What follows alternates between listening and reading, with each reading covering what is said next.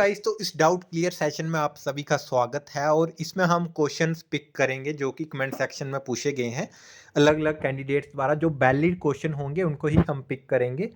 तो सबसे पहले है एसटी का भी बताओ। तो एसटी की वीडियो ऑलरेडी जो है हमने डाल दी थी फार्मासिस्ट के लिए, तो प्रेफरेंस वाली वीडियो भी डाली है, उसको भी जाके आप चेक कर सकते हो ओपन मेरिट के लिए।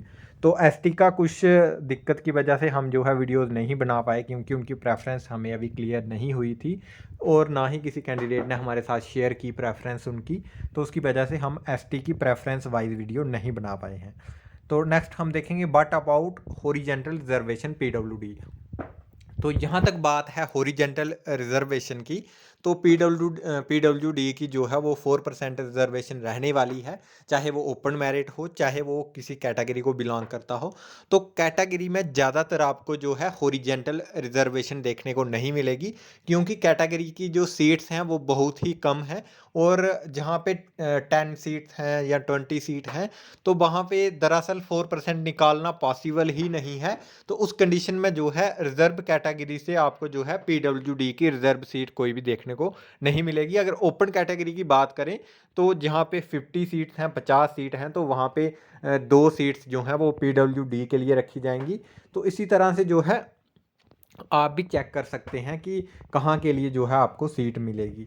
तो नेक्स्ट है सर, जिनकी प्रेफरेंस दी है उनका फिर से देनी पड़ेगी। हाँ, प्रेफरेंस जिन्होंने दे भी दी थी पहली बार जब आपको रोल नंबर और डेट ऑफ बर्थ फिल करके प्रेफरेंस बननी थी, उस टाइम पे जिन्होंने दे रखी थी उनको भी जो है वो दोबारा से फिल करनी है प्रेफरेंस, क्योंकि उसमें बहुत ज़्यादा जो थी वो लोगों ने गलतियाँ की थी। और ऐसा भी हुआ था जहाँ पे लोगों ने क्या किया था कि किसी ने किसी की प्रेफरेंस फिल कर दी थी। वो इस वजह से भी हुआ था क्योंकि जो लिस्ट थी, लिस्ट में सभी के रोल नंबर और डेट ऑफ बर्थ अवेलेबल थी, जिसकी वजह से वहाँ से देख देख के कैंडिडेट्स ने जो थी वो और भी कैंडिडेट्स की प्रेफरेंस फिल कर दी थी, उन्होंने खुद से नहीं की थी। तो उस वजह से भी जो है एक यूनिक पासवर्ड सिस्टम जो है वो जेकेएसएसबी द्वारा लाया गया था।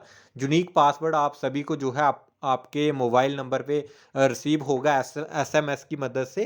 तो उसको फिल करने के बाद जो है आपको प्रेफरेंस बननी है। तो आई होप आपका ये डाउट क्लियर हो गया होगा।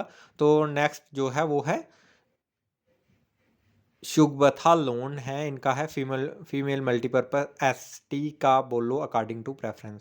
तो ऐसा है कि फीमेल मल्टीपर्पज की हम प्रेफरेंस किस वजह से चेक नहीं कर पाए थे और उसके बाद जो है वो पोर्टल जेकेएसएसबी ने उसको उठा दिया था पोर्टल से, जो उनका jkssb.nic.in से जो है वो प्रेफरेंस वाला लिंक चेंज कर दिया। उसके बाद हम प्रेफरेंस नहीं देख पाए थे, जिस वजह से हम जो है अकॉर्डिंग टू प्रेफरेंस आपको नहीं बता पाएंगे फीमेल मल्टीपर्पज़ के लिए।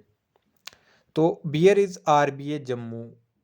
तो जहाँ तक बात की जाए आरबीए जम्मू की, तो अगर इनका क्वेश्चन ये है कि जम्मू जो है वो आरबीए में नहीं आता है, तो भाई उसमें जो है बाहर के कैंडिडेट्स लाए जाएंगे जो कि आरबीए में फॉल करते हैं। तो ऐसा नहीं है कि अगर जम्मू में आरबीए कैंडिडेट नहीं है तो बाहर से नहीं लिए जा सकते। जैसे कि और भी एरिए जहाँ जो कि बैकवर्ड एरिए हैं वहाँ के कैंडिडेट जो हैं वहाँ पे रखे जाएंगे जम्मू में। तो बी फार्मा की क्या होगा? तो बी फार्मा का जो है वो कंसीडर कर लिया जाएगा क्योंकि पहले भी मेडिकल असिस्टेंट और जूनियर फार्मासिस्ट की पोस्टें जो कि जीएमसी डीआरडीओ द्वारा निकाली गई थी, तो उसके लिए भी एलिजिबिलिटी जो थी वो बी फार्मा भी चल गई थी और डी फार्मा भी चल गई थी। तो उधर उल्टा बी फार्मा के लिए ज़्यादा पॉइंट रखे गए थे। तो आप सभी को घबराना नहीं है, आपके भी जो है चांसेस बन सकते हैं और आपको जो है उनको एक्सेप्ट करना पड़ेगा क्योंकि बी फार्मा जो है वो भी एक क्वालिफिकेशन रहता है और वो इक्विवेलेंट है, इवन कि वो 4 ईयर का कोर्स रहता है, तो उनको एक्सेप्ट कर लिया जाएगा। तो नेक्स्ट देखेंगे sir, please tell about ophthalmic technician ऐसी कैंडिडेट प्लीज़। तो ऑप्थेल्मिक टेक्नीशियन के जो टॉपर हैं वो तो हमने वीडियोस बना दी हैं, उस पर आप भी जो है चेक कर सकते हैं हमारी प्लेलिस्ट, तो वहाँ पे आप देख सकते हैं। उसके साथ साथ जूनियर फार्मासिस्ट का कहाँ है वो लिस्ट, प्लीज़ मुझे कोई सेंड कर दो।